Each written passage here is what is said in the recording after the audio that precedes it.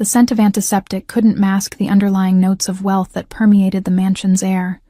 Something like aged leather, expensive cologne, and the kind of clean that only comes from daily professional housekeeping. My footsteps echoed against marble floors as I followed Mrs. Vega, the stern-faced housekeeper whose silver-streaked hair was pulled back so tightly it seemed to stretch her skin. "He doesn't like strangers," she said, without turning to look at me. Her accent was thick, Spanish, or maybe Colombian. "But we have no choice now. His regular nurse quit 2 days ago." I clutched my nursing assistant certification like it was some kind of shield. 3 months of night classes after my waitressing shifts, and this was where it had led me. To the sprawling estate of a man whose name made people in our neighborhood cross themselves, or glance nervously over their shoulders. "I understand," I said, though I didn't. Not really. All I understood was that this job paid 4 times what I made at the diner, and with Mom's medical bills piling up and Lily's college tuition coming due, I couldn't afford to be picky. Mrs. Vega stopped abruptly before a set of mahogany double doors. "Mr. Castellano values his privacy. You will assist him with bathing, dressing, and medications. Nothing more. You don't ask questions. You don't talk about what you see or hear. You come. You do your job. You leave. Understand?" I nodded, but my heart was hammering against my ribs. Everyone in the city knew of Victor Castellano, even if they'd never seen his face. His name was whispered in connection with everything from protection rackets to international smuggling. The papers called him the King of the Eastern Seaboard, but the police couldn't, or wouldn't, touch him, and now I was going to bathe him. The doors swung open to reveal a bedroom larger than my entire apartment.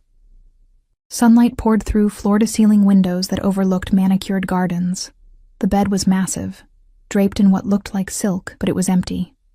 My eyes were drawn to the far corner of the room, where a man sat in a wheelchair, his back to us, facing the window. "Mr. Castellano," Mrs. Vega announced. "This is Elena Reyes, the new nursing assistant." He didn't turn around, didn't acknowledge us at all. Mrs. Vega gave me a sharp look. "I'll leave you to it. His bath is already prepared in the adjoining bathroom. Call if you need anything. There are guards outside." That last part didn't sound like an offer of help. It sounded like a warning. When the door closed behind her, the silence in the room became a living thing, pressing against my skin. I took a deep breath and stepped forward.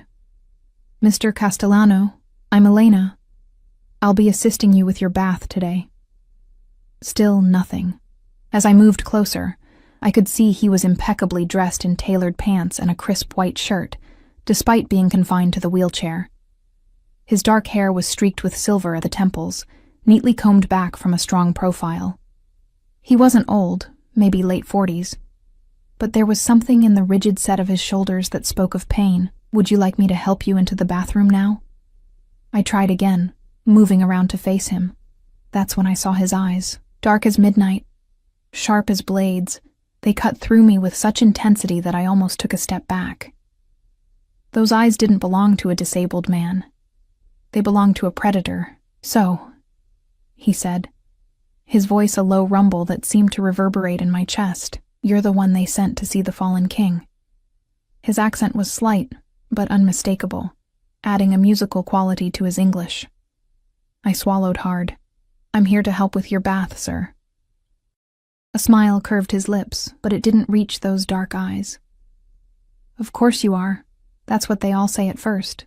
I wasn't sure what he meant by that, but I didn't want to ask.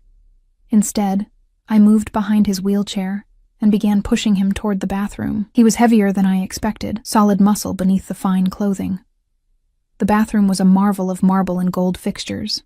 A large tub was already filled with steaming water, the surface scattered with something that looked like flower petals. "Mrs. Vega mentioned you had an accident," I said, setting the brake on his wheelchair beside the tub. "May I ask what happened?" "No." The word was like a door slamming shut. I nodded, reminding myself why I was here. For the money. Just for the money. "I'll need to undress you now," I said, keeping my voice professional. I'd done this during my training, though admittedly, never with someone so intimidating. I'll be gentle. He turned those piercing eyes on me again. I'm sure you will be. Elena Reyes, 27, formerly of 1842 Parkview Apartments. Daughter of Maria, who has stage 3 ovarian cancer. Sister to Lily, who's studying biochemistry at State. How am I doing so far? Ice flooded my veins. How do you know all about you? He captured my wrist in a grip that was surprisingly strong. I know everything about everyone who enters my home. Your background check was thorough. My mouth went dry. That's an invasion of privacy. Privacy is a luxury you can't afford. Not with your mother's treatments costing $4,300 a month and your sister's tuition at $22,000 a year.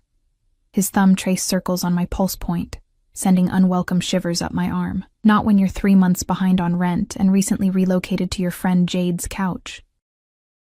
I snatched my hand away, anger temporarily overwhelming fear. Are you threatening me? To my surprise, he laughed.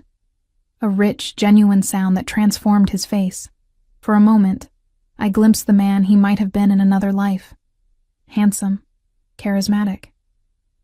If I were threatening you, Elena, you wouldn't have to ask. The smile faded. Now, are we going to continue with this bath, or would you prefer to leave? Though I should mention that the position pays $30 an hour, cash, no taxes. The amount made my head spin. That was more than I made in 3 hours at the diner. With that kind of money, I could get Mom into that clinical trial in Boston, could help Lily with her books. The bath, I said firmly. Let's continue with the bath. He nodded, seemingly satisfied. Good choice. I helped him out of his jacket first, then began unbuttoning his shirt. My fingers trembled slightly, but I kept my face neutral. His chest was muscled and tanned, marred by scars, some surgical, others that looked like bullet wounds. A massive tattoo covered his right shoulder and part of his chest, an intricate design of a lion surrounded by symbols I didn't recognize. As I reached for his belt, he caught my hands again. Before we continue, there's something you should know. His voice had dropped lower. I'm not actually paralyzed. I froze. What? The wheelchair is a precaution. A piece of theater for my enemies who believe they succeeded in breaking me.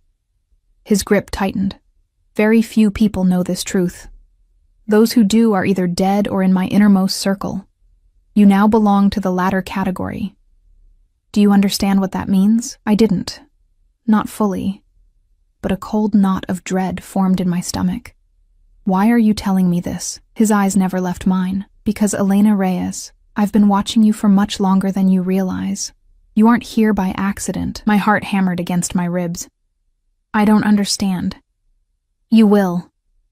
He released my hands and began to stand, rising from the wheelchair with fluid grace that belied any disability. He towered over me, at least 6 feet tall, broad-shouldered and intimidating. Soon enough. I backed away until I hit the marble countertop. What do you want from me? Right now, just the bath you promised. He stepped closer, forcing me to tilt my head back to maintain eye contact. After that, we'll discuss why you're really here. I should have run. Everything inside me screamed to flee, to get as far from this man and this mansion as possible. But then I thought of Mom's pale face as she endured another round of chemo, of Lily's desperate phone calls about textbook costs, and so I stayed, reaching for the soap with shaking hands as Victor Castellano stepped into the bath, his dark eyes never leaving mine. I had no idea then that this bizarre first meeting, this deception, would be the least shocking part of my entanglement with the most dangerous man in the city. I couldn't have known that by the end of the week, I'd be running for my life. Or that somehow, despite everything, I'd find myself running toward him instead of away. The water rippled around his powerful body as he settled into the tub, the steam rising between us like a veil about to be torn away. Let's begin, he said. And somehow it sounded like both a promise and a threat. My hands trembled as I lathered the sponge with expensive soap that smelled of sandalwood and something darker, more exotic. Victor Castellano watched me with those predatory eyes, seemingly amused by my discomfort. You have questions, he stated, not asked. I kept my eyes fixed on the sponge, avoiding the expanse of his muscled chest rising from the water. It's not my place to ask questions. An unusual restraint in someone so young. Water sloshed as he leaned back, exposing the column of his throat. Go ahead. Ask. I may even answer. I hesitated, then met his gaze directly. Why pretend to be disabled? Why tell me the truth? His smile was slow, calculated. The first answer is simple. When your enemies think you're weak, they become careless. The wheelchair provides strategic advantages. I began washing his shoulders, keeping my touch clinical despite the intimacy of the situation. His skin was hot beneath my fingers, marked with more scars than I'd initially noticed. A tapestry of violence etched into flesh.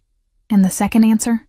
I pressed, surprising myself with my boldness. Why tell you? He captured my wrist again, pulling me closer until I was leaning precariously over the tub. Water soaked the front of my scrubs.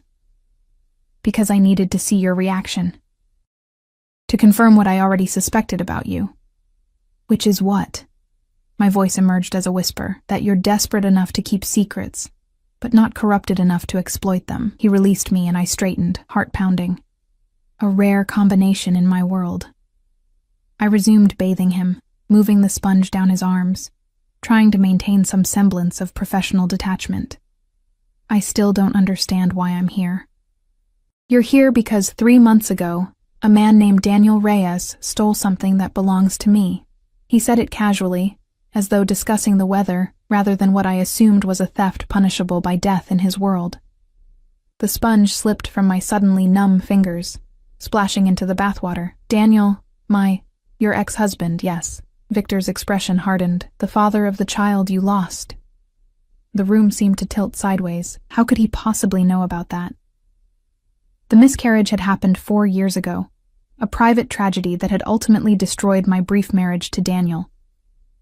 What does Daniel have to do with me? My voice sounded strange, distant. I haven't spoken to him in years. Perhaps. But he's been watching you. And now, he's trying to use you. I shook my head, backing away from the tub. That's impossible. Daniel moved to California after the divorce. He doesn't even know where I live now. Victor reached for a towel, standing up in one fluid motion. Water cascaded down his body as he stepped out of the tub, unashamed of his nakedness. I averted my eyes, but not before noticing the lean strength of his legs. Legs that had no business belonging to someone supposedly confined to a wheelchair. Daniel Reyes returned to this city 6 months ago, he said, wrapping the towel around his waist. He's working for the Moretti family now. My rivals. The name sent a chill through me. Even I knew about the bloody territory disputes between the Castellano and Moretti crime families. What does this have to do with me? I repeated, though a sickening suspicion was forming in my stomach. Victor moved toward me with the fluid grace of a predator. Despite the towel, he was intensely intimidating, a man accustomed to power, to being feared. 3 days ago, my security team intercepted communications revealing the Moretti's latest plan. They intended to place someone close to me, someone they could manipulate, someone with access to my private quarters and medications. His eyes narrowed. Your application for the nursing position arrived the next day, with impeccable timing and references that, when investigated, proved to be falsified. No, I gasped, genuine shock flooding through me. I applied because I saw the listing online. I needed the money. The listing that was only posted for 4 hours in the middle of the night? The one requiring advanced nursing credentials that you barely possess? He raised an eyebrow. Don't insult my intelligence, Elena. I'm not working for anyone, I insisted, panic rising in my throat. I don't even know where Daniel is. Victor studied me for a long moment. Perhaps not consciously, but someone arranged for you to find that job listing. Someone ensured your application would stand out. Someone is using you as an unwitting pawn. My mind raced. The job listing had seemed too good to be true, far too well paying for the qualifications required. My friend Jade had forwarded it to me, insisting I apply immediately. Jade, I whispered, the pieces clicking together. She must be connected to Daniel somehow. Your roommate has been dating Miguel Santoro for the past 2 months, Victor confirmed. Miguel works for Daniel, who works for the Morettis. The betrayal hit me like a physical blow. Jade had known how desperate I was for money, had offered me her couch when I couldn't make rent. All this time, had she been setting me up? So what happens now? My voice shook. Are you going to kill me? To my surprise, Victor laughed again. That same rich sound that transformed his severe features into something almost approachable. If I wanted you dead, Elena, we wouldn't be having this conversation. He moved past me into the bedroom, where a suit had been laid out on the bed. I followed hesitantly, still trying to process everything he'd told me. Why tell me all this? I asked. Why not just turn me away at the door?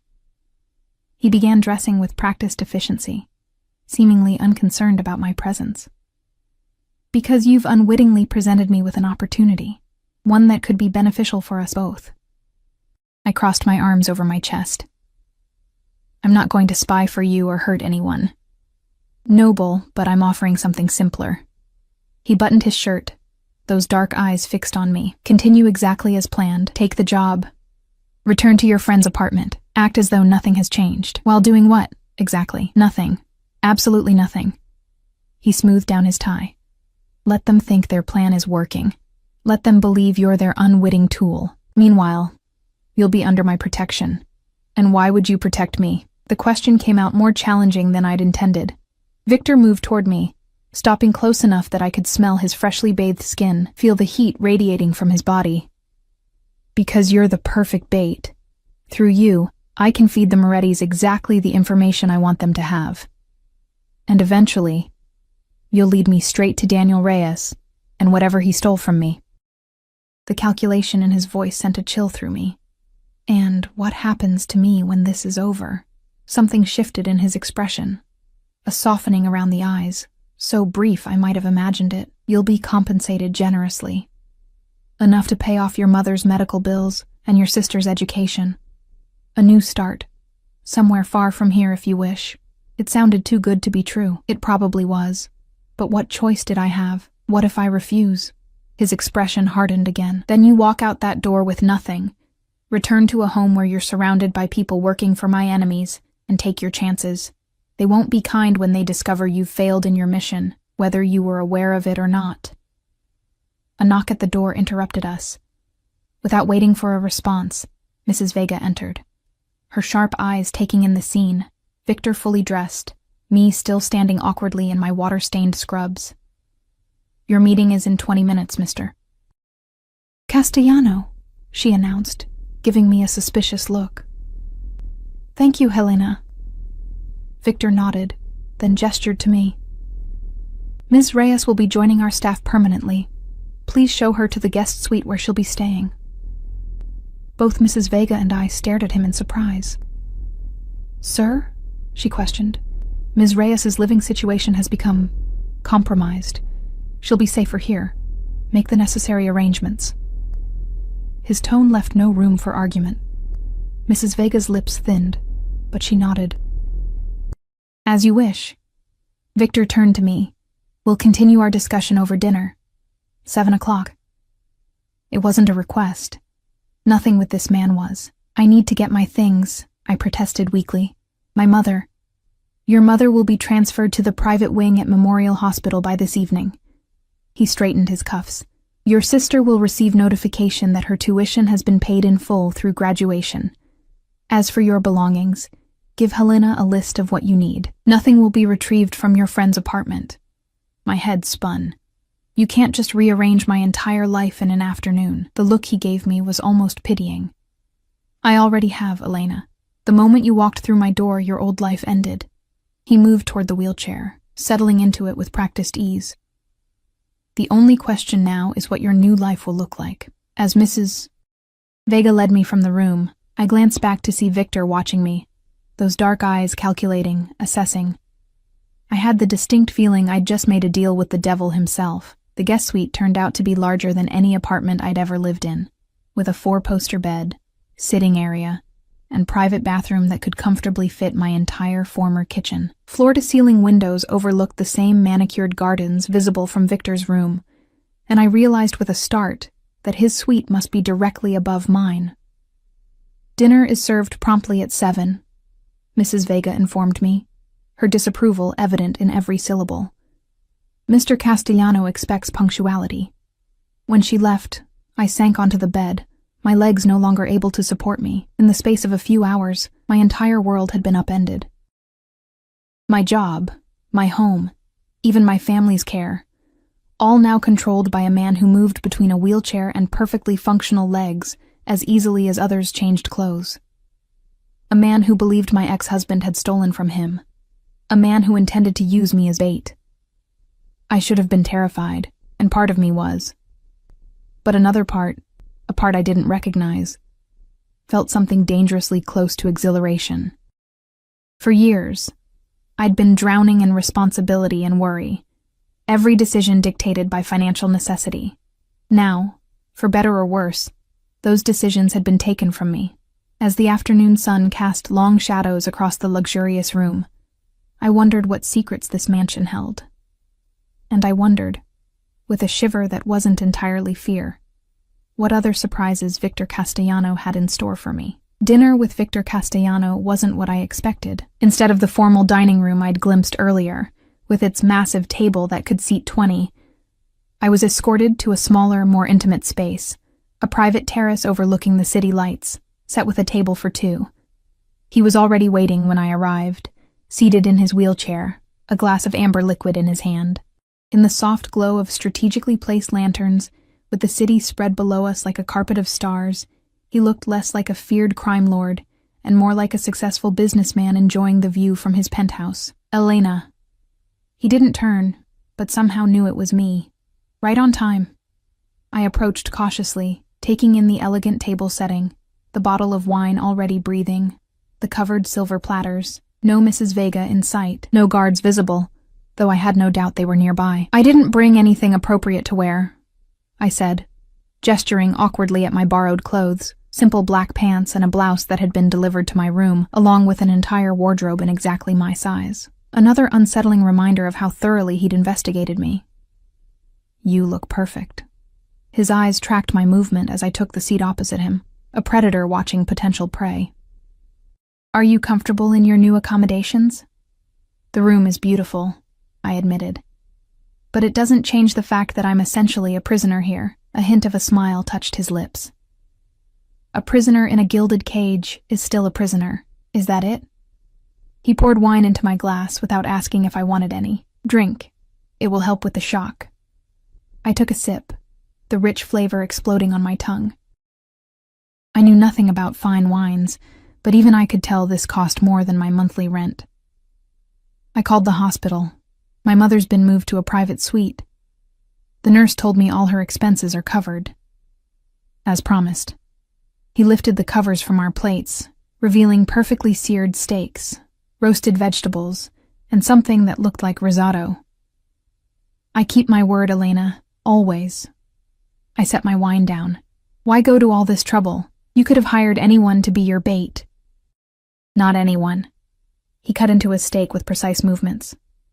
It needed to be you. Because of Daniel. Yes and no. His dark eyes met mine over the rim of his glass. Daniel Reyes is merely a foot soldier in a larger war, replaceable. What he stole, however, is not. I pushed food around on my plate. My appetite diminished by anxiety. What did he take? Victor studied me for a long moment before answering. Information. The kind that could dismantle everything I've built over the past 20 years. Blackmail material, I translated. Among other things.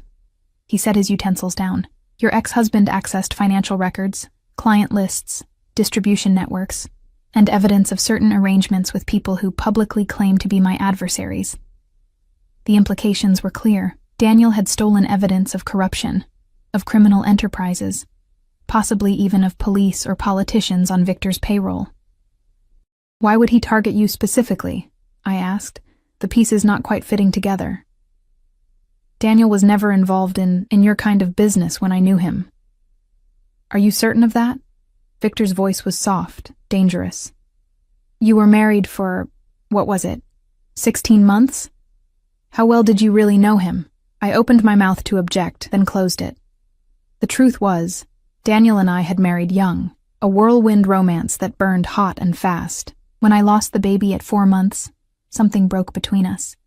He'd grown distant, staying out at all hours, coming home smelling of alcohol and perfume that wasn't mine. I'd filed for divorce 6 months later, and he hadn't even contested it. Not well enough, apparently, I finally admitted.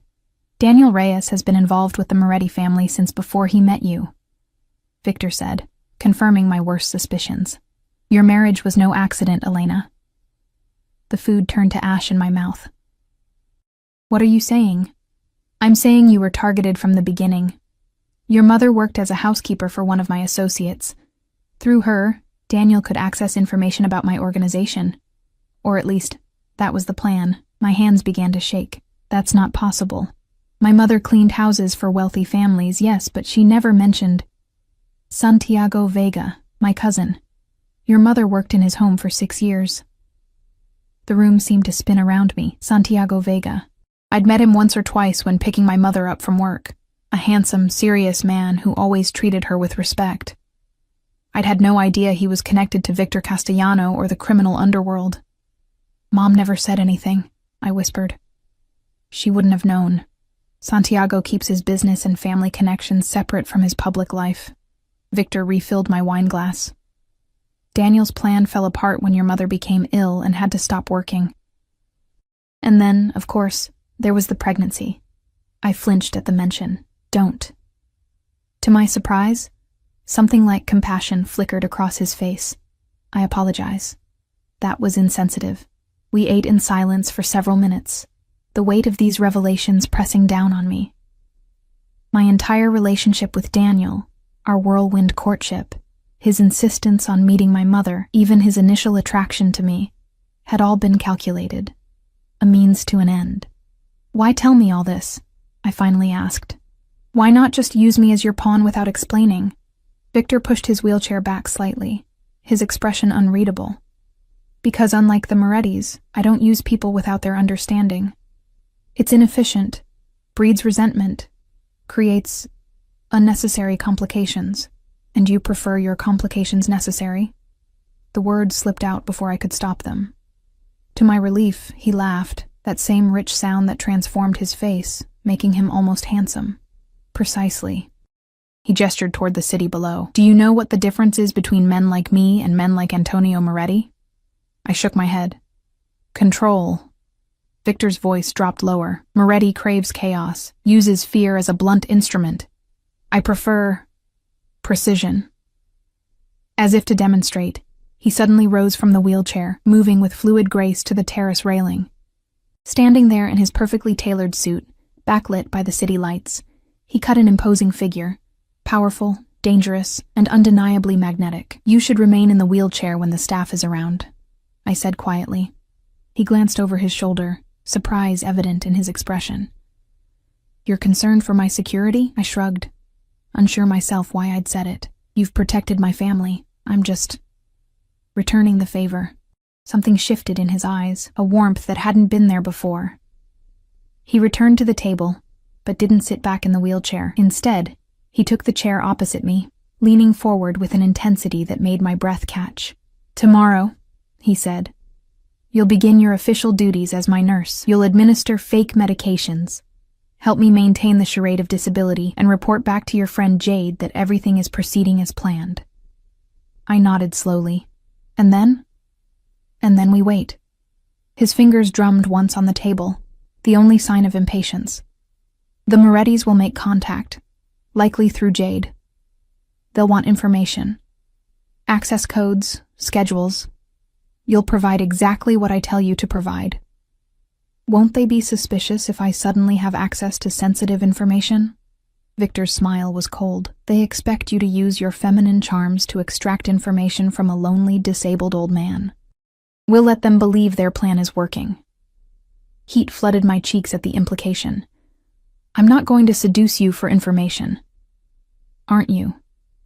His gaze traveled slowly down my face to my throat, lingering there before returning to my eyes. That would be disappointing.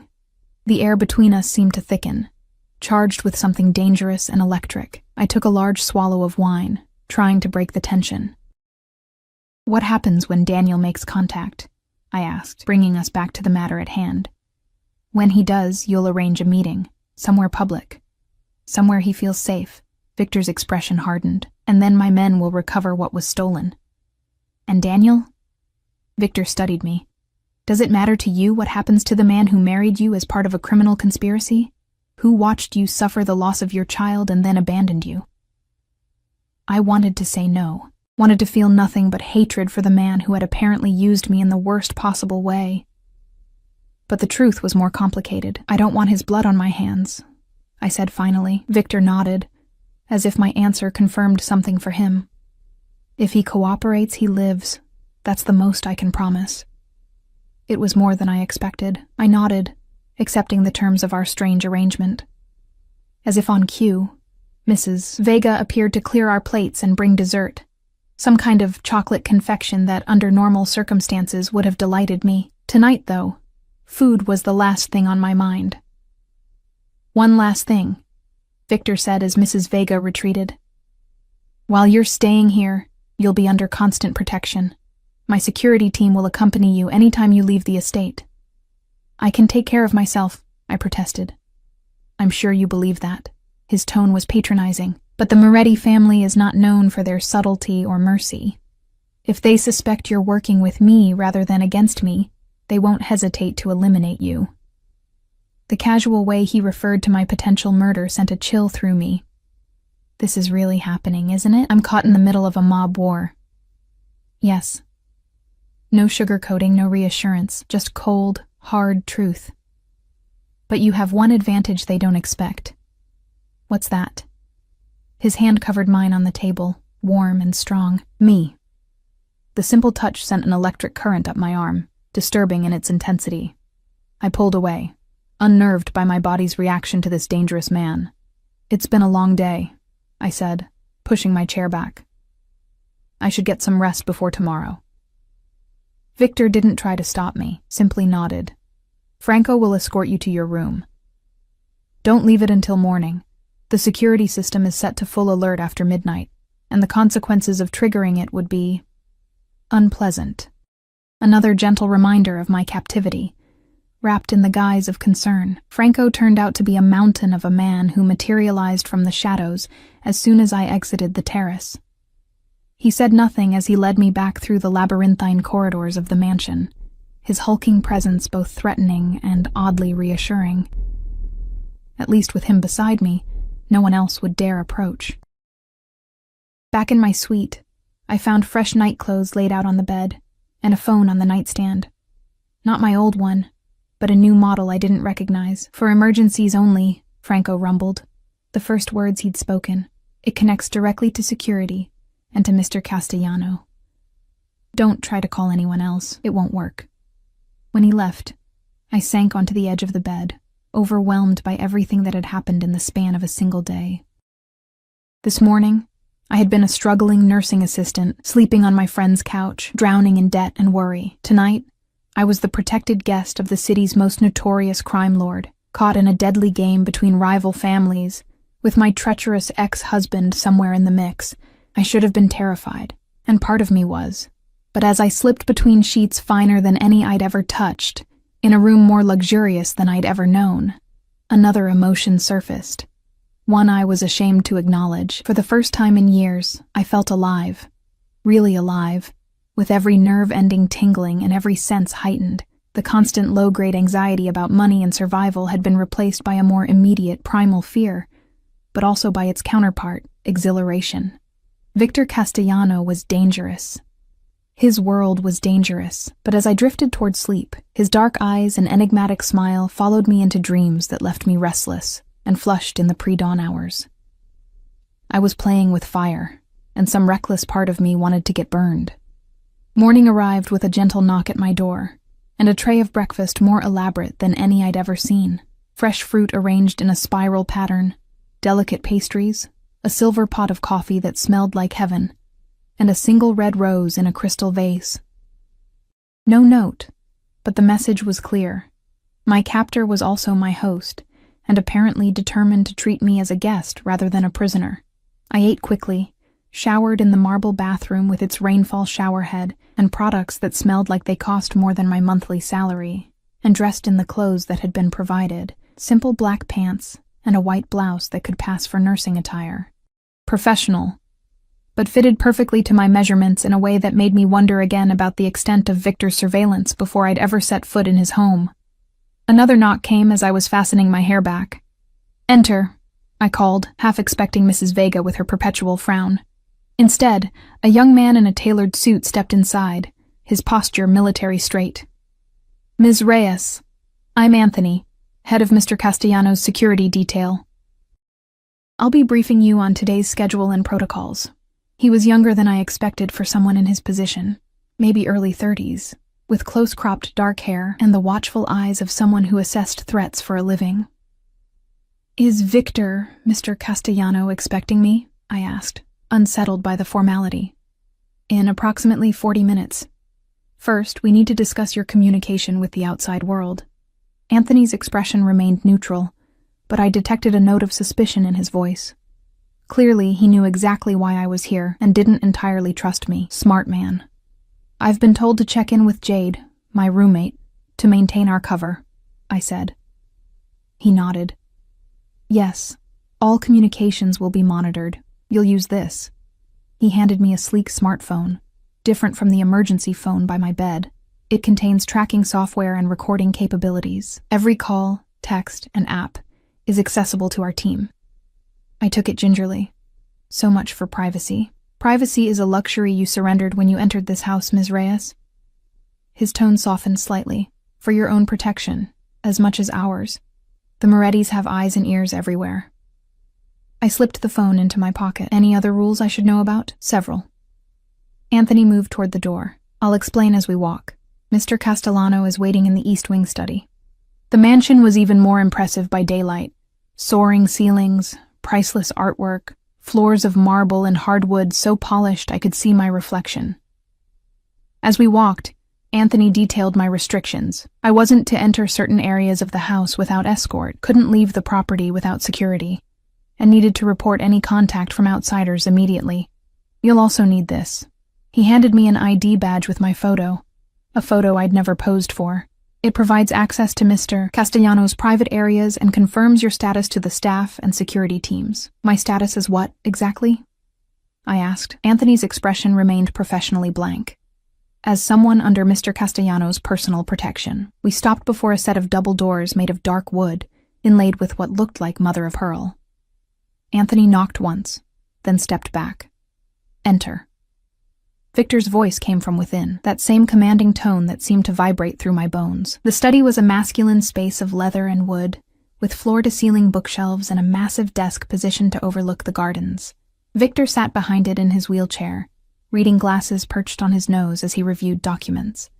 He looked up as I entered, those dark eyes instantly assessing. "Thank you, Anthony. That will be all for now." The security chief nodded and withdrew, closing the doors behind him. "Did you sleep well?" Victor asked, removing his glasses. "As well as can be expected, given the circumstances."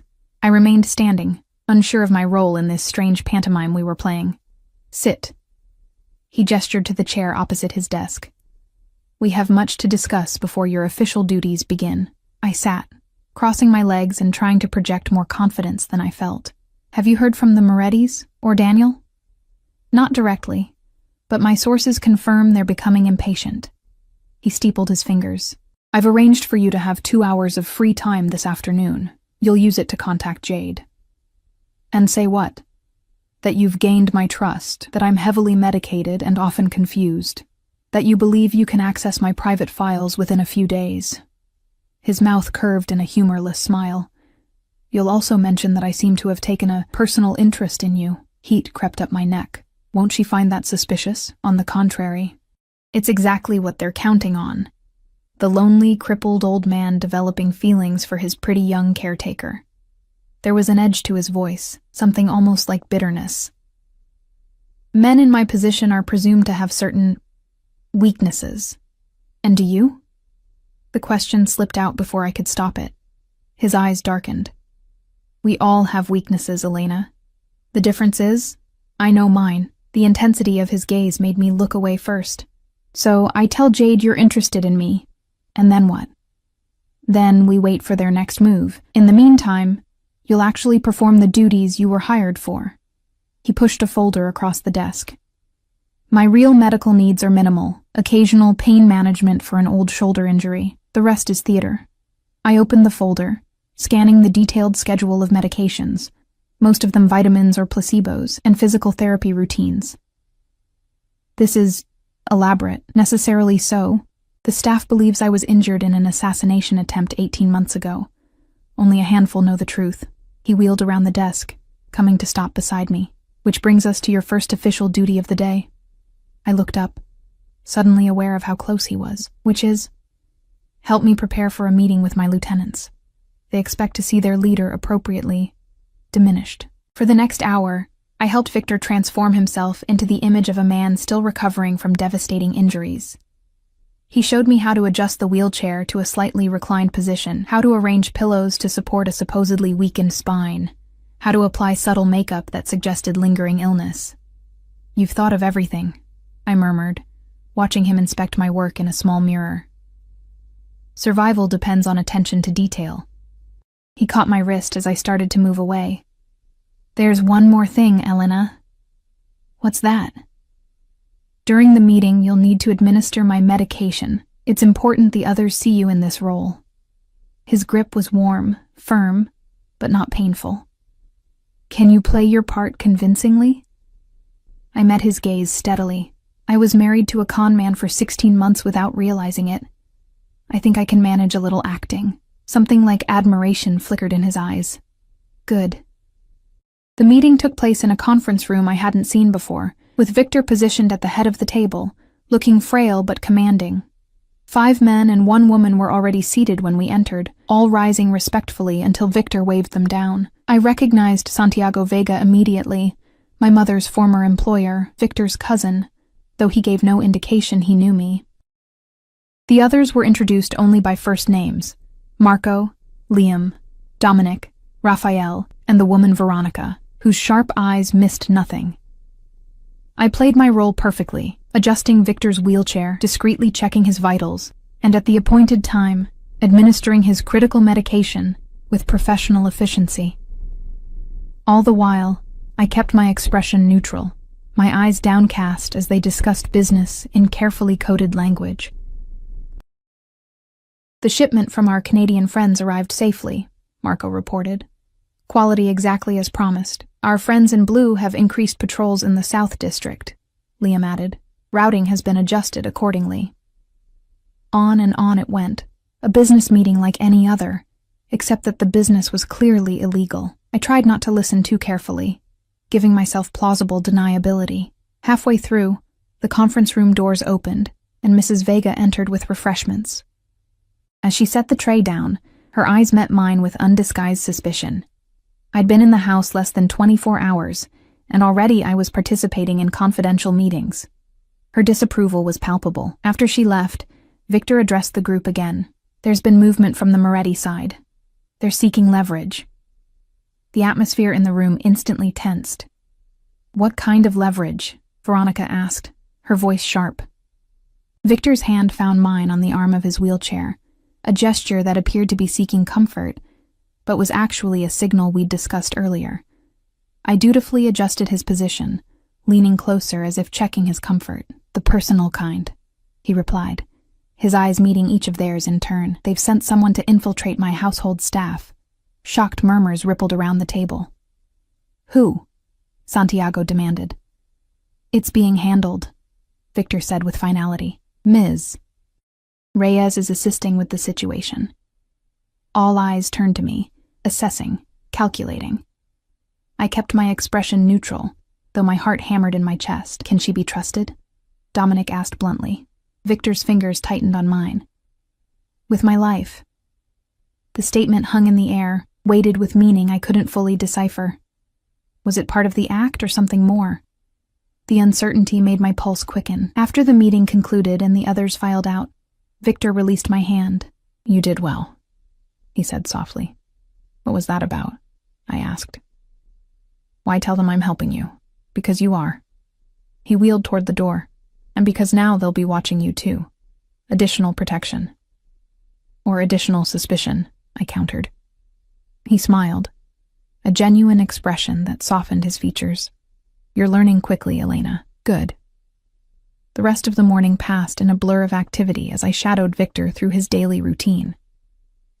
He maintained the wheelchair charade whenever staff was present, but when we were alone in his suite, he moved freely, his powerful body betraying no hint of the disability he pretended to have. At precisely 2 p.m., Anthony appeared to escort me to the garden for my free time. Victor and I had rehearsed what I would say to Jade, how I would appear both nervous and excited about my new position.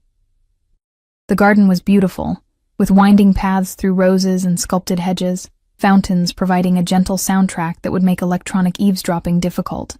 I sat on a stone bench near a particularly noisy water feature and pulled out my phone. Jade answered on the second ring. Elena? Oh my God, are you okay? I've been so worried. The concern in her voice sounded genuine, making me wonder if she was an unwitting pawn in this game too. Or maybe she was just a very good actress. I'm fine, I said, injecting a note of breathless excitement into my voice. Better than fine, actually. This job it's incredible, Jade. Really? I mean, that's great, but isn't it creepy there? With him? I lowered my voice conspiratorially. It's nothing like I expected. He's not scary at all, just lonely. And he's kind of amazing, actually. Amazing? The guy's like ancient and in a wheelchair. The disgust in Jade's voice seemed real. He's not that old, I defended, surprised by how natural it felt. Maybe late 40s. And I don't know. There's something about him. He treats me like I'm special. Jade's tone changed, becoming calculating. Special how? He talks to me. Really talks to me. About books and music and his travels. And he's attentive. The way he looks at me sometimes. I let my voice trail off suggestively. Elena. Jade sounded concerned now, but I could hear the excitement underneath. Are you saying he's into you? I think so. I twisted a strand of hair around my finger, playing the part of the infatuated caregiver. It's crazy, right? But he's got me staying in this gorgeous suite, and there are clothes in my size, and he asks for me specifically for everything. Has he... you know? The eagerness in her voice made my stomach turn. No, nothing like that. But I think he trusts me. He left his office unlocked yesterday when I was helping him with physical therapy, and I saw his computer. The password was right there on a sticky note. I could practically hear Jade salivating on the other end of the line. Did you try it? Not yet. I'm scared, but... I lowered my voice further. He takes these pills that make him really out of it for a couple hours. I'm the one who administers them. Oh my God, Elena, this is... Jade paused, as if catching herself. I mean, be careful, okay? Men like that, they can be unpredictable. I know. But the money is incredible, Jade.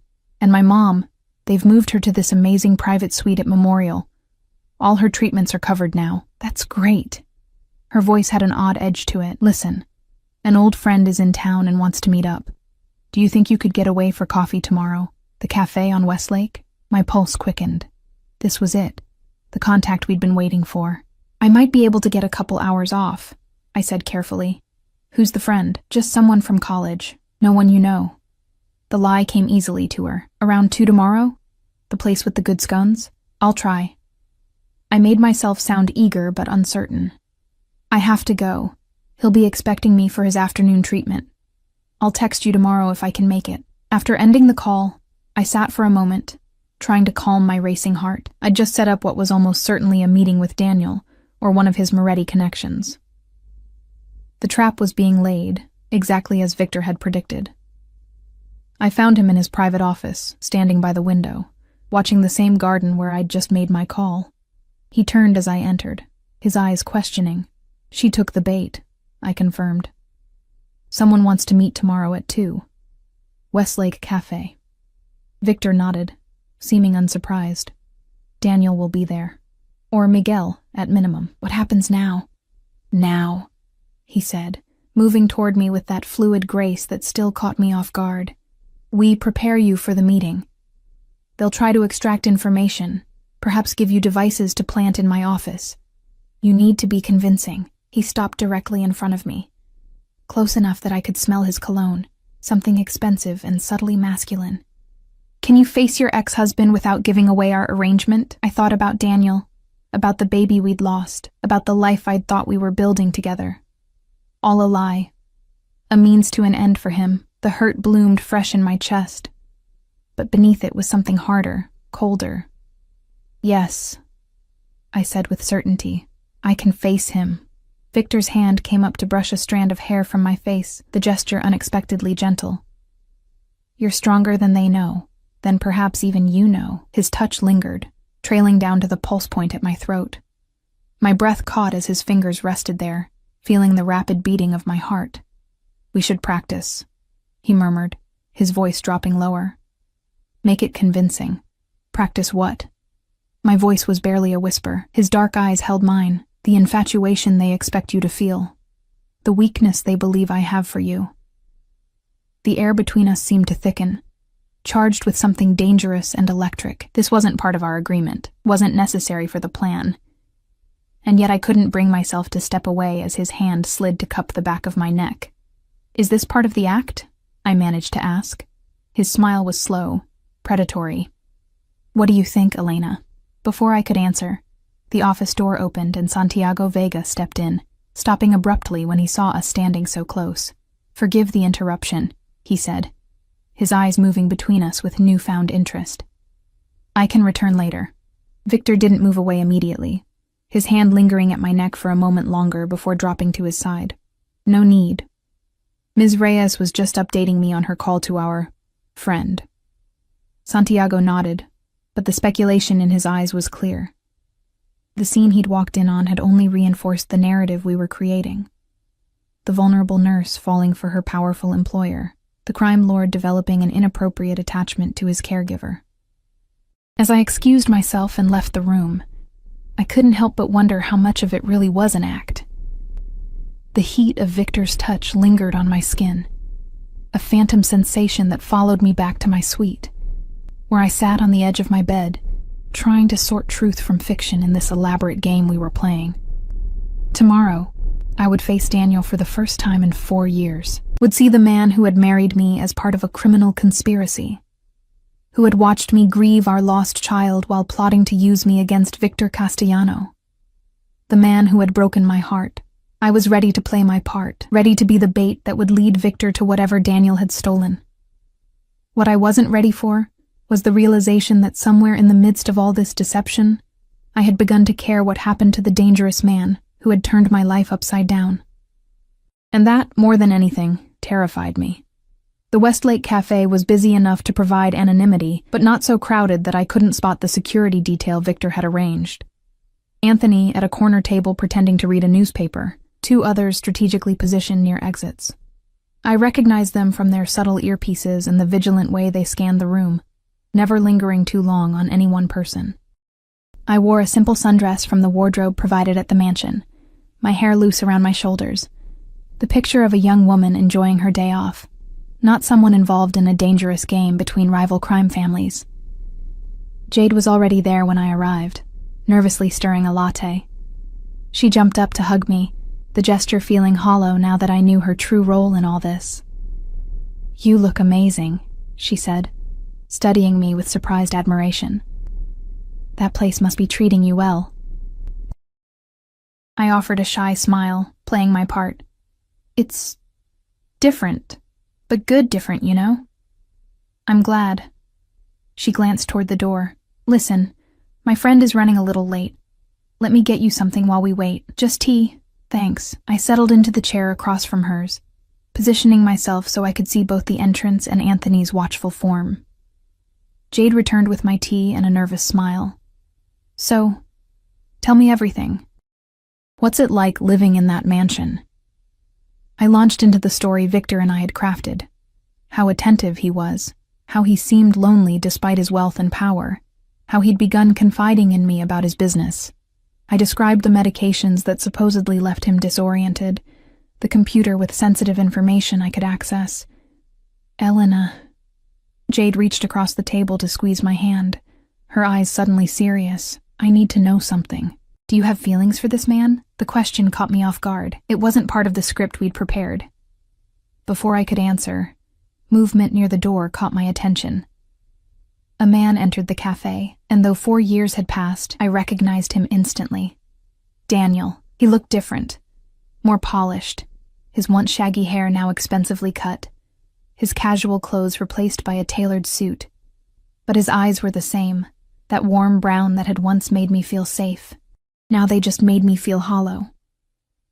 "There's my friend," Jade said with forced brightness, waving him over. "Dan, over here." He approached our table with practiced confidence, his smile not quite reaching his eyes as they locked with mine. "Elena?" My name on his lips sent an unexpected shiver through me, not of attraction, but of visceral memory. This was the voice that had whispered love to me, had promised forever, had told me everything would be okay as I lay bleeding in a hospital bed, losing our child. All lies. "Daniel." I managed to keep my voice steady. "It's been a while. Too long." He bent to kiss my cheek, his cologne unfamiliar and expensive. "You look wonderful." Jade stood abruptly. "I just remembered I have to make a call. Work emergency. I'll be right back." She disappeared, leaving me alone with the man who had shattered my life once before, and was now attempting to use me again. Daniel slid into her vacant chair. "I was surprised to hear you're working for Castellano now." I sipped my tea to hide my trembling hands. Life takes unexpected turns. Indeed it does. His eyes studied me with an intensity that once would have made me blush. Now it just made my skin crawl. "How are you finding it? Working for the most dangerous man in the city?"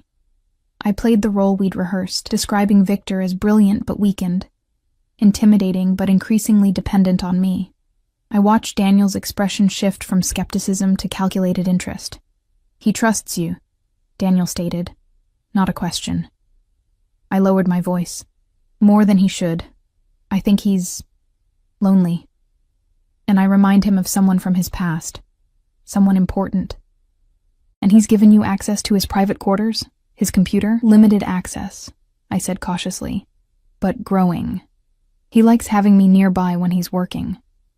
Daniel reached across the table, his fingers brushing mine in a gesture that might have appeared affectionate to observers but felt predatory. "Listen carefully, Elena. This is important. Castellano has files, financial records, client information that certain people need.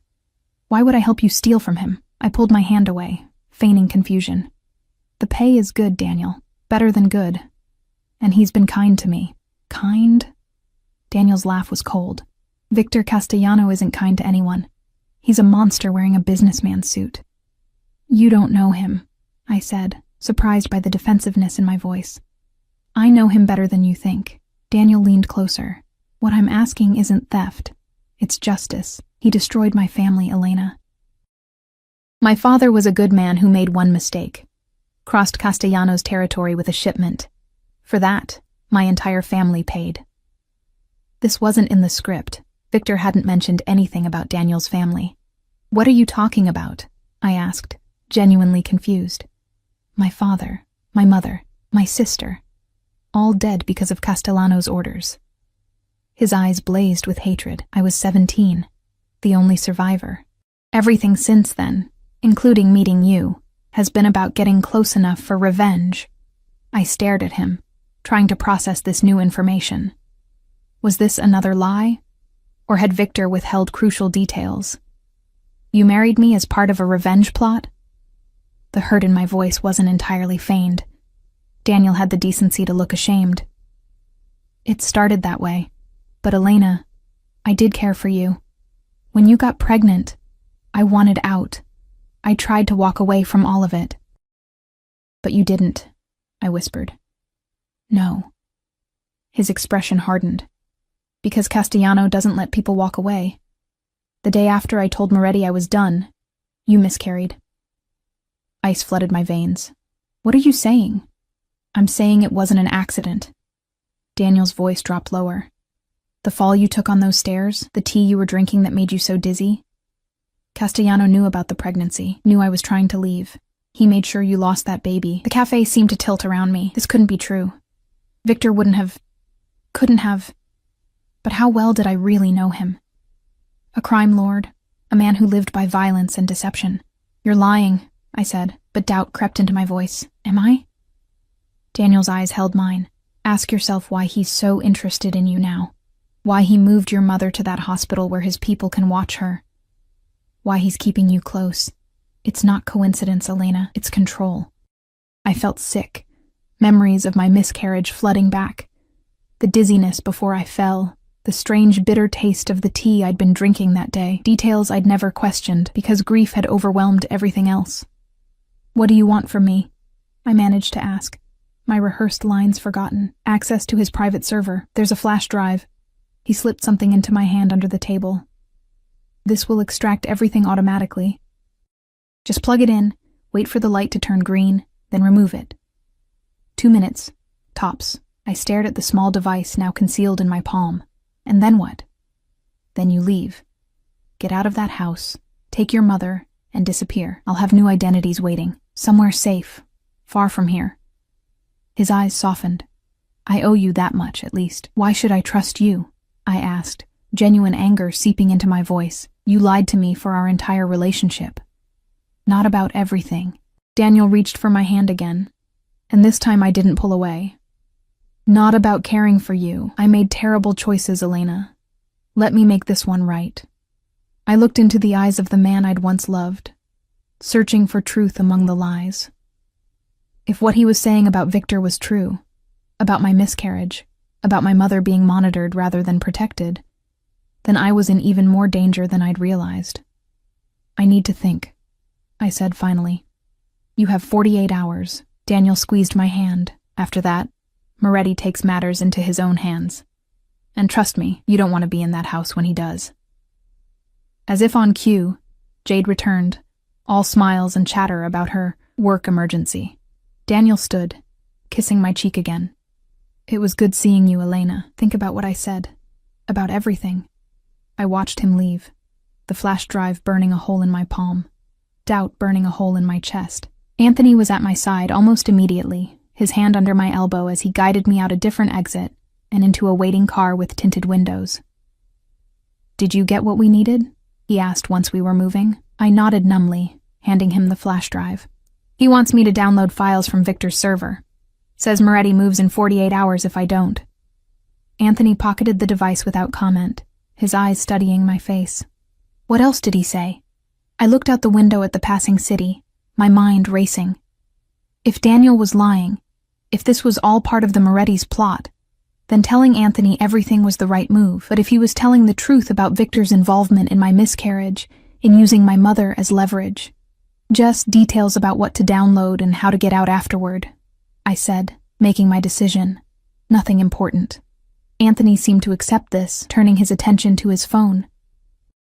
I leaned back against the leather seat, my thoughts in chaos. I needed to speak to Victor alone, needed to see his face when I asked him about Daniel's accusations. The car pulled through the mansion's gates and around to a side entrance I hadn't used before. Anthony led me through a series of corridors to Victor's private office, where he was waiting, standing by the window, no wheelchair in sight. Leave us, he said to Anthony, who nodded and withdrew. I stood silent, watching Victor as he poured 2 glasses of amber liquid from a crystal decanter. He handed one to me, his dark eyes assessing. You seem troubled, he observed. The meeting didn't go as planned. I took a large swallow of what turned out to be very expensive whiskey, welcoming the burn. Daniel was there, as expected. He gave me this. I described the flash drive and its purpose, watching Victor's expression carefully. Anthony has it now. Victor nodded, seemingly pleased. Our technical team will analyze it. It likely contains tracking software or worse. I took another sip of whiskey, gathering my courage. He also told me other things. Things about you. Something flickered in Victor's eyes. Wariness, perhaps. Did he? He said his entire family was killed on your orders, that he's been planning revenge for years. That our marriage was part of that plan. Victor set his glass down. Most of that is true. His father worked for the Morettis, tried to move product through my territory without permission. There were consequences. Consequences that included killing an entire family? I asked, my voice tight. This is a violent business, Elena. I won't pretend otherwise. At least he wasn't lying about that. But there was more, the part I most feared to ask about. He also said, I swallowed hard. He said you were responsible for my miscarriage, that you had me drugged, knew I would fall, that it was a message to him for trying to leave the Morettis. Victor went very still, his eyes darkening. For a long, terrible moment, he said nothing. Do you believe that? He finally asked, his voice dangerously soft. I don't know what to believe anymore. My hand tightened around the glass. Is it true? He moved toward me then, each step deliberate.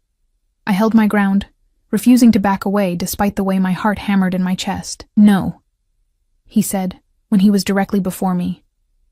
It is not true. I knew nothing of you until 6 months ago when Daniel resurfaced with the stolen files. I had no involvement in your miscarriage. I searched his face, looking for any sign of deception. Why should I believe you over him? Because Daniel Reyes is desperate. Because he needs you to trust him enough to betray me. Victor's hand came up to cut my face, the gesture startlingly gentle. And because I have never lied to you, Elena. Not once since you entered my home. I wanted to believe him. God help me. I wanted to believe this dangerous man whose world I'd been pulled into.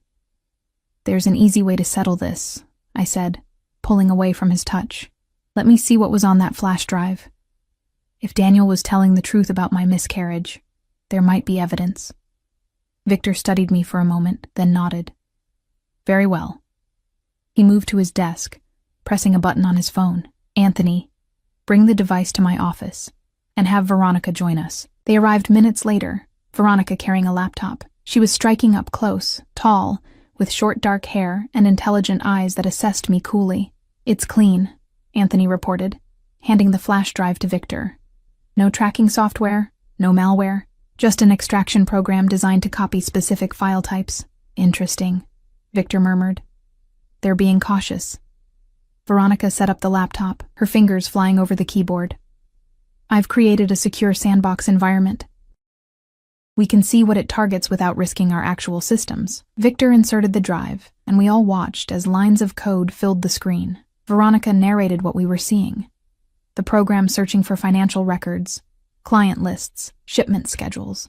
Standard corporate espionage, she said dismissively. Nothing we haven't seen before. Wait.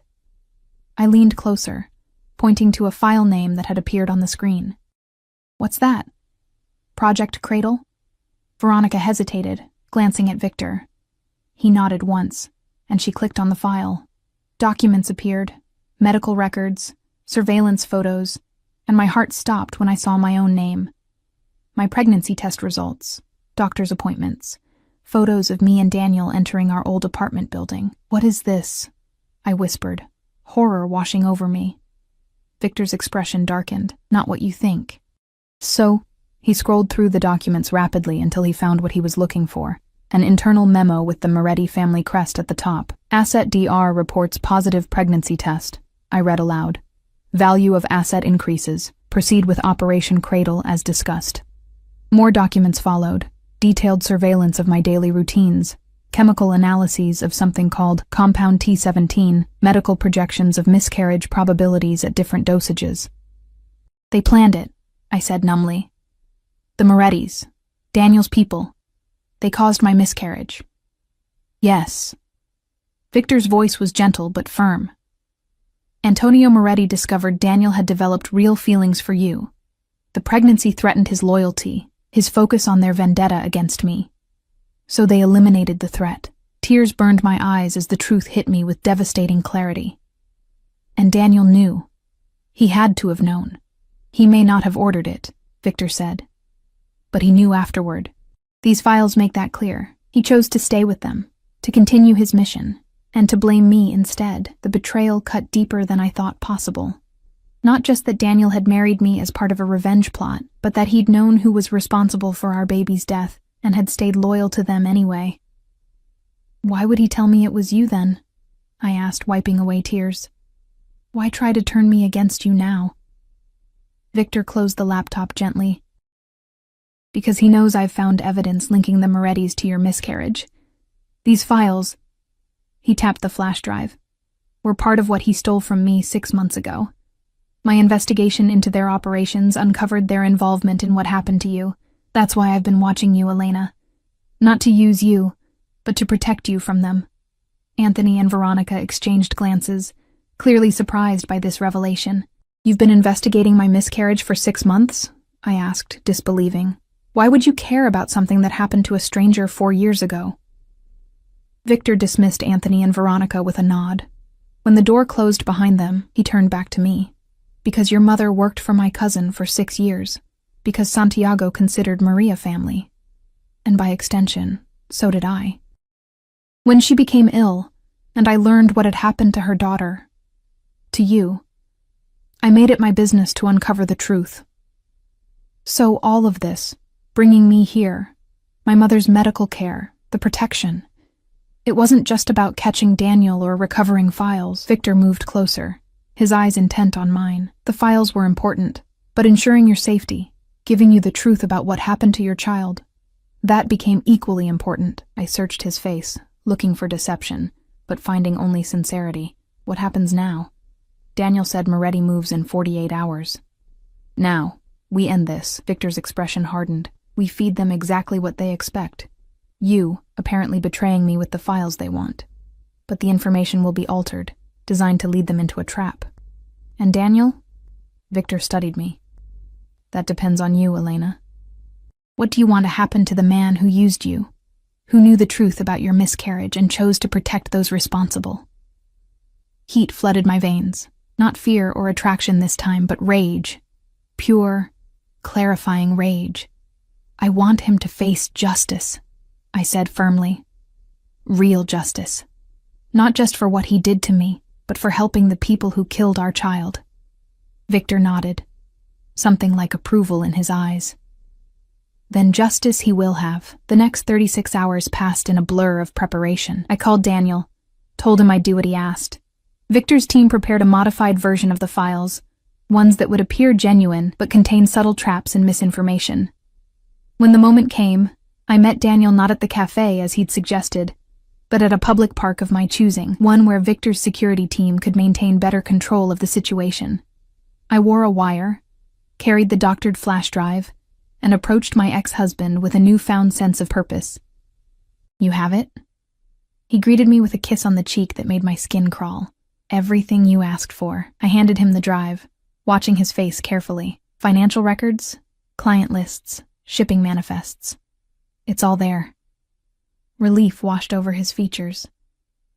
You've done the right thing, Elena. Now we need to get you somewhere safe. Moretti's men move tonight. Before I go anywhere with you, I said evenly, I need to know the truth. Daniel's smile faltered. What truth? About our baby. About who really caused my miscarriage.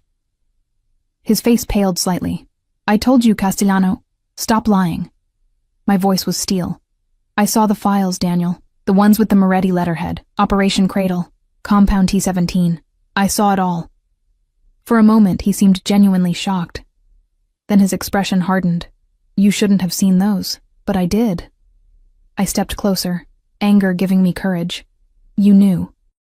All this time, you knew it was the Morettis who killed our baby, not Victor, and you stayed with them anyway. You don't understand how this works, Elena. Daniel's voice lowered, grew dangerous. You don't just walk away from people like Antonio Moretti. I did what I had to do to survive. By blaming an innocent man? By trying to use me again? He laughed bitterly. Innocent? Victor Castellano? He's got more blood on his hands than anyone in this city. Maybe. But not our baby's blood. I stepped back, giving the signal we'd arranged. That's on the Morettis. And on you. Daniel's eyes widened as he realized what was happening. He reached inside his jacket, for a weapon, I assumed, but never completed the movement. Victor's men emerged from concealment, surrounding us in seconds. And then Victor himself appeared, walking toward us with the calm confidence of a man accustomed to power. No wheelchair, no pretense of weakness, just controlled strength and deadly purpose. Daniel Reyes, he said, his voice carrying across the suddenly silent park. It's been a long time. Daniel's face contorted with hatred. Not long enough, Castellano. I think Ms. Reyes deserves to hear you admit the truth. Victor stopped beside me, his presence reassuring rather than threatening.